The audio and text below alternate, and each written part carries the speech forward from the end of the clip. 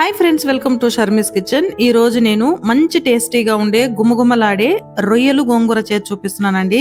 చాలా మంది గోంగూర చికెన్ చేసుకుంటారు. గోంగూర రొయ్యలతో ఒకసారి ట్రై చేసి చూడండి, అస్సలు వదిలిపెట్టరండి. మంచి టేస్టీగా ఉంటుంది. దీనికోసం అయితే నేను 1 కేజీ వరకు రొయ్యలు తీసుకున్నాను. మరీ చిన్నవి కాదు, మరీ పెద్దవి కాదండి, మీడియం సైజులో ఉన్నాయి. 1 కేజీ తీసుకుని వీటిని మంచిగా క్లీన్ చేసుకున్నాను. ఇలా క్లీన్ చేసుకునేసి ఒక 2-3 సార్లు శుభ్రంగా వాష్ చేసుకుని బౌల్లో తీసుకుని పక్కన పెట్టేసుకున్నాను. ఇప్పుడు ఇందులోకి రుచికి సరిపడా సాల్ట్, ఒక 2 టేబుల్ స్పూన్లు కారం, 1/2 టేబుల్ స్పూన్ పసుపు యాడ్ చేసుకున్నాను. ఇలాగే మసాలాలన్నీ యాడ్ చేసుకునేసిన తర్వాత ఈ రొయ్యలకి ఈ మసాలాలు బాగా పట్టే విధంగా స్లోగా కలుపుకుంటూ ఈ మసాలాలు బాగా పట్టించాలి. ఈ రొయ్యలకి ఇలాగా కలుపుకొనేసి ఒక 10 to 15 మినిట్స్ పాటు పక్కన పెట్టేసామంటే సరిపోతుంది. టైం ఉంటే 1/2 అవర్ అయినా ఉంచుకోవచ్చు అండి. ఇలా పక్కన పెట్టేసి ఇప్పుడు ఇందులోకి గోంగూరను తీసుకుందాము. నేనైతే ఇక్కడ ఎర్ర గోంగూర తీసుకున్నానండి. చిన్న కట్ట ఉంటుంది ఇది ఎర్ర గోంగూర. ఇక్కడ కేరళలో ఏంటంటే గోంగూర దొరకదని నేను ఇంతకు ముందు వీడియోలో చెప్పుకున్నాను. ఇది ఇంటి దగ్గర నుంచి తెప్పించుకున్నాము. ఫ్రెండ్స్, ఒక చిన్న రిక్వెస్ట్ అండి, మన ఛానల్ సబ్స్క్రైబ్ చేసుకుని ఎవరైనా ఉంటే ప్లీజ్ తప్పకుండా ఒక లైక్ చేసి సబ్స్క్రైబ్ చేసుకోండి. ఇప్పుడు ఒక ప్యాన్ పెట్టుకునేసి ప్యాన్ లో ఒక 2 టేబుల్ స్పూన్ల వరకు ఆయిల్ యాడ్ చేసుకుని ఇప్పుడు మనం ముందుగా మ్యారినేట్ చేసి పెట్టుకున్నాం కదండి రొయ్యలు, ఆ రొయ్యల్ని ఈ ఆయిల్లోకి వేసేసుకుంటున్నాను. మంటని లో టు మీడియం ఫ్లేమ్ లోకి అడ్జస్ట్ చేసుకోండి. ఇలాగా ఈ రొయ్యలు మొత్తాన్ని ఫ్రై చేసుకోవాలి. వాటర్ ఏమి యాడ్ చేయాల్సిన అవసరం లేదు. ఈ రొయ్యల నుంచి వాటర్ వస్తుంది. ఆ వాటర్ మొత్తం ఇంకిపోయేంత వరకు మనము ఫ్రై చేసుకుంటే సరిపోతుంది. ఇలాగా మొత్తం మనకు వాటర్ ఇంకిపోయేంత వరకు ఫ్రై చేసుకునేసి దీన్ని వేరే ఒక ప్లేట్లోకి తీసుకొని పక్కన పెట్టేసుకుందాము.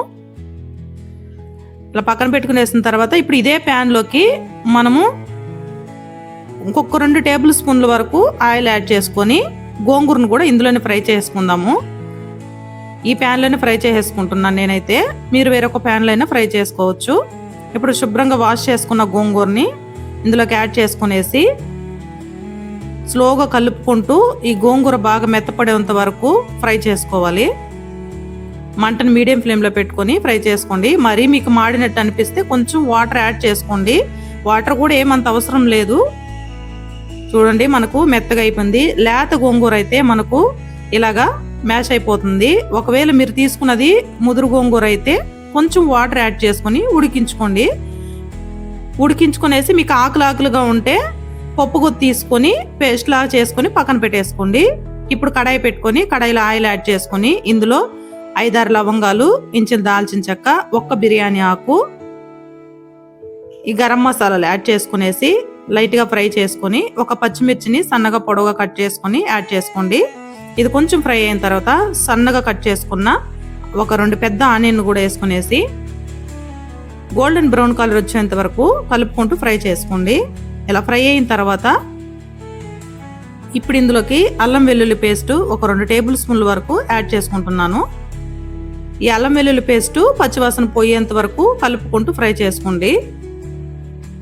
ఇలా ఫ్రై చేసుకునేసిన తర్వాత ఇప్పుడు ఇందులోకి టమోటాని యాడ్ చేసుకుంటున్నానండి. నేను ఇక్కడ చాలా మంది గోంగూర వేస్తున్నప్పుడు గోంగూర పులుపు కాబట్టి టమోటా యాడ్ చేయరు. కొంచెం గోంగూర తగ్గించుకొని మనము టమోటా యాడ్ చేసుకున్నామంటే టేస్ట్ బాగుంటుంది. 1 టమోటా యాడ్ చేసుకుంటే సరిపోతుంది. ఇది మొత్తం ఫ్రై అయిన తర్వాత మనం ముందుగా ఫ్రై చేసి పెట్టుకున్నాం కదండి రొయ్యలు, ఆ రొయ్యలు ఇందులోకి యాడ్ చేసుకునేస్తున్నాను. ఈ రొయ్యలు, ఈ టమోటా, ఆనియన్స్, మసాలా ఈ మొత్తాన్ని బాగా ఫ్రై చేసుకోండి.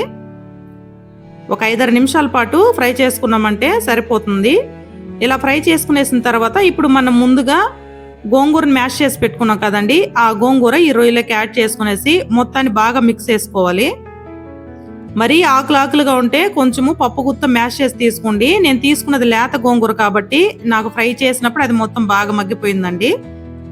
ఇలా మొత్తాన్ని ఈ రొయ్యలకి పట్టే విధంగా కలుపుకుంటూ ఫ్రై చేసుకోవాలి. ఒక 5-6 నిమిషాల పాటు ఫ్రై చేసుకోండి. ఇప్పుడు ఇందులోకి గ్రేవీకి సరిపడా వాటర్ని యాడ్ చేసుకోండి. నేనైతే ఇక్కడ ఒక చిన్న గ్లాసు వాటర్ యాడ్ చేసుకున్నాను.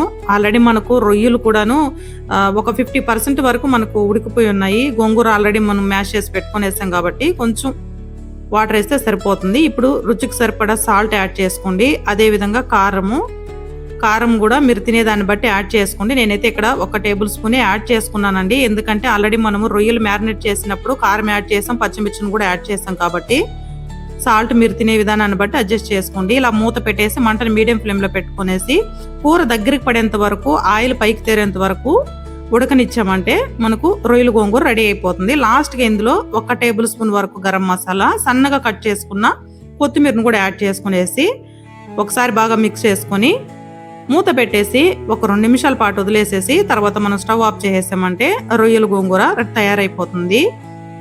సింపుల్గా అయిపోతుందండి. టేస్ట్ మాత్రం అదిరిపోతుంది. నేనైతే గోంగూర దొరికిందంటే ఎక్కువగా నేను రొయ్యల గోంగూర చేస్తాను. ఇక్కడ దొరకడం చాలా అరుదు కాబట్టి మేము ఇంటి దగ్గర నుంచి తెప్పించుకుంటామండి. మీరు తప్పకుండా ట్రై చేయండి. మీరు ట్రై చేసి మీకు ఎలా వచ్చిందో కామెంట్ రూపంలో తెలియచేయండి. ఈ వీడియో కనుక మీకు నచ్చితే తప్పకుండా లైక్ చేసి ఒక చిన్న సబ్స్క్రైబ్ చేయండి. Thank you for watching.